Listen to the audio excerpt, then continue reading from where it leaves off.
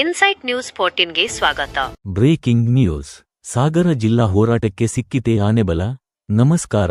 ಈ ಕ್ಷಣದ ಪ್ರಮುಖ ಸುದ್ದಿಯೊಂದಿಗೆ ಮಲೆನಾಡಿನ ಹೆಬ್ಬಾಗಿಲು ಶಿವಮೊಗ್ಗ ಜಿಲ್ಲೆಯ ಸಾಗರ ತಾಲೂಕನ್ನು ಪ್ರತ್ಯೇಕ ಜಿಲ್ಲೆಯನ್ನಾಗಿ ಘೋಷಿಸಬೇಕು ಎಂಬ ಕೂಗು ಈಗ ರಾಜ್ಯ ರಾಜಧಾನಿಯ ವಿಧಾನಸೌಧದ ಅಂಗಳ ತಲುಪಿದೆ.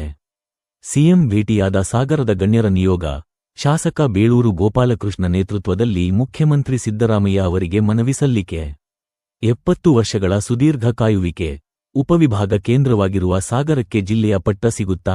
ಬಲ ನೀಡಿದ ಜನಶಕ್ತಿ, ಬಂದ್ ಹಾಗೂ ನಿರಂತರ ಹೋರಾಟಗಳ ಮೂಲಕ ಸರ್ಕಾರದ ಗಮನ ಸೆಳೆದಿದ್ದ ಸಾಗರದ ನಾಗರಿಕರು ಕಳೆದ 7 ದಶಕಗಳಿಂದ ಉಪವಿಭಾಗವಾಗಿ ಅಭಿವೃದ್ಧಿಯ ಪಥದಲ್ಲಿ ಸಾಗಿಬಂದಿರುವ ಸಾಗರಕ್ಕೆ ಈಗ ಜಿಲ್ಲಾ ಭಾಗ್ಯ ಒಲಿಯುವ ಕಾಲ ಹತ್ತಿರ ಬಂದಂತಿದೆ.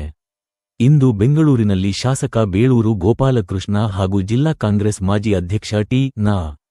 ಶ್ರೀನಿವಾಸ್ ಅವರನ್ನೊಳಗೊಂಡ ಪ್ರಮುಖರ ನಿಯೋಗ ಮುಖ್ಯಮಂತ್ರಿ ಸಿದ್ದರಾಮಯ್ಯ ಅವರನ್ನು ಭೇಟಿ ಮಾಡಿ ಮಹತ್ವದ ಚರ್ಚೆ ನಡೆಸಿದೆ.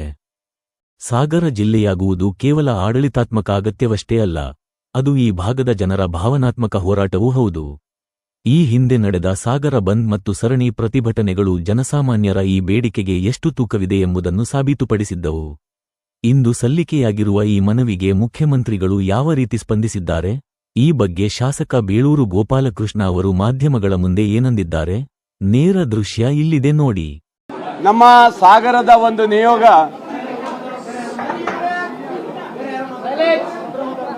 ಸಾಗರವನ್ನ ಜಿಲ್ಲೆಯನ್ನಾಗಿ ಮಾಡಬೇಕಂತೇಳಿ ಇತ್ತೀಚೆಗೆ ಸಾಗರದಲ್ಲಿ ಹೋರಾಟವನ್ನು ಮಾಡಿ ಸಾಂಕೇತಿಕವಾಗಿ ಒಂದು ದಿವಸ ಸಾಗರವನ್ನು ಬಂದ್ ಮಾಡಿ ಇಡೀ ಸಾಗರದ ನಗರದ ಜನತೆ ಸಾಗರವನ್ನು ಜಿಲ್ಲೆಯನ್ನಾಗಿ ಮಾಡಬೇಕಂತೇಳಿ ಒಮ್ಮತದ ಹೋರಾಟ ಮಾಡಿ ಇವತ್ತು ಮಾನ್ಯ ಸಿಎಂ ಅವರಿಗೆ ಮನವಿ ಕೊಡೋಕ್ಕೋಸ್ಕರ ಸಾಗರದ ನಮ್ಮ ಎಲ್ಲ ಪ್ರಮುಖ ನಾಗರಿಕರು ಬಂದಿದ್ದಾರೆ ಮತ್ತು ಮಹಿಳೆಯರೆಲ್ಲ ಬಂದಿದ್ದಾರೆ.